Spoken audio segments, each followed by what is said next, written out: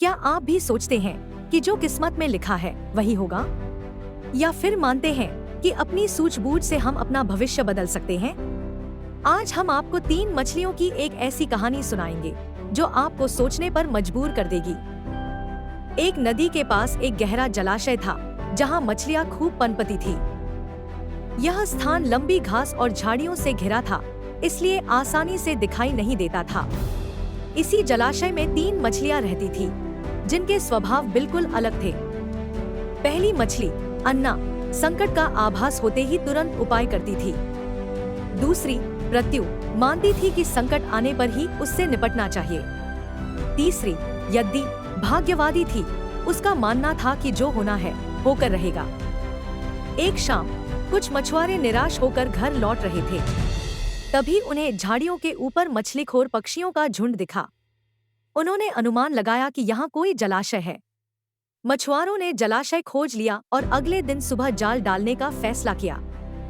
तीनों मछलियों ने मछुआरों की बातें सुन ली थी।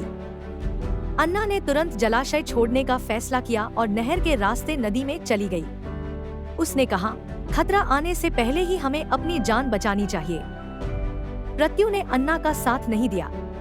उसने सोचा कि अभी खतरा आया नहीं है और हो सकता है मछुआरे आए ही नहीं।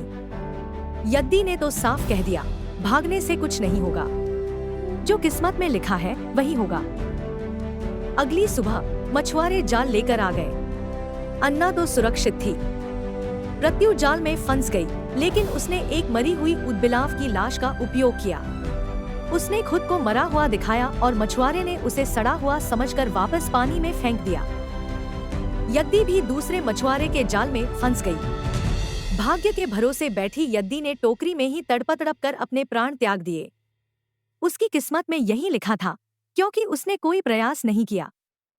इस कहानी से हमें यह सीख मिलती है कि भाग्य के भरोसे हाथ पर हाथ धरे बैठे रहने वाले का विनाश निश्चित है।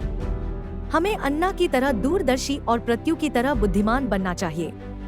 अपनी समस्याओं का सामना करने के लिए हमेशा तैयार रहें। क्या आप भी अपनी जिंदगी में अन्ना या प्रत्यु की तरह बनना चाहेंगे?